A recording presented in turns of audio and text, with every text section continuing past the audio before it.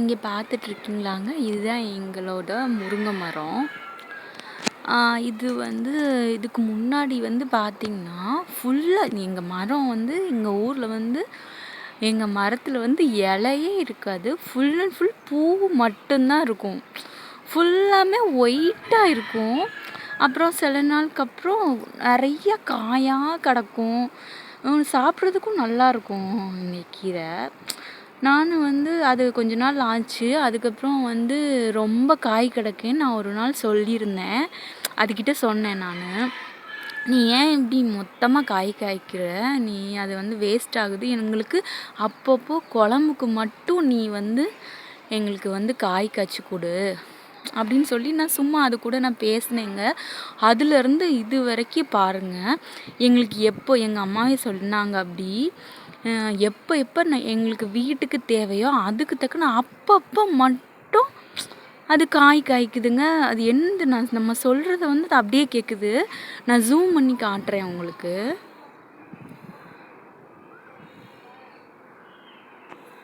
இந்த கிடக்குது பார்த்தீங்களா, இது ஒரு காய். இந்த உள்ள நீளமாக நீட்டிகிட்டு இருக்கா, இது ஒரு காய். அப்புறம் மேலே இருக்கும்,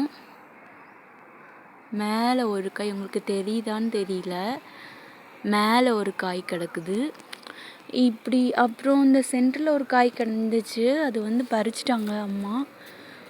அப்புறம் இந்த இப்போது குட்டி குட்டி காயாக இந்த நெக்ஸ்ட்டு வர்ற மாதிரி ஒரு குட்டி குட்டி காயாக முளைச்சிட்ருக்கு. ஓகேவா?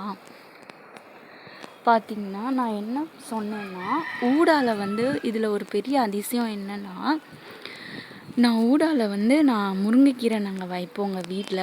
அப்போது எங்கள் அம்மா வந்து எப்போதுமே வந்து முருங்கைக்கீரை சாதம் பிரியாணிலாம் பண்ணுவாங்க. அப்போது வந்து பூவோடு தான் பறிச்சுட்டு வருவாங்க. அப்போது வந்து இப்போ கொஞ்ச நாளாக வந்து முருங்கைக்கீரை பறிக்கும் போது பூ இல்லை. எனக்கு பூ பிடிக்கும், சில நேரம் தனித்தனியாகவும் பண்ணணும்னு ஆசைப்படுவேன். பூவே இல்லை. என்னமோ பூவே இல்லையே மரத்தில், இன்னும் வெறும் இலையாக தான் இருக்குதா. சில நேரங்களில் பூவாக கீழே கிடக்கும், அந்த ஃபுல் பூவாக இருக்கும் சொன்னேன் இல்லையா, அந்த சீசனில் மொத்தமே இன்னடக்கி வெறும் இலை மட்டும் இருக்குது. அப்புறம் நான் ஈவினிங் நான் மாடிக்கு வருவேன். அப்போது வந்து திருப்பி நான் அதுக்கிட்ட பேசினேன், ஏன் இப்போ வந்து ஏன் உங்ககிட்ட இலையே ஏன் உங்ககிட்ட இப்போ பூவே இல்லை, ஏன் வேற ஒரே இலையாவே வச்சுருக்கே. இப்போ நான் கேட்டேன், என்ன கேட்டேன்னா, என்ன பண்ணணும்னா, நீ இலையும் எனக்கு இருக்கணும், பூவும் இருக்கணும், காயும் இருக்கணும் அப்படின்னு சொல்லி நான் அன்றைக்கி சொல்லியிருந்தேங்க. இன்றைக்கி நான் கொஞ்சம் மாடிக்கு நான் வந்து பார்க்குறேன், இலையும் இருக்குது. எனக்கு அந்த பூக்களை பார்த்தோன்னே எனக்கு அவ்வளோ சந்தோஷம். ஏன்னா அது நான் சொன்னேன், அப்போ பூவே சுத்தமாக கிடையாது. இப்போ நான் வந்து பார்க்கும்போது அது பூ பூத்துருக்கு.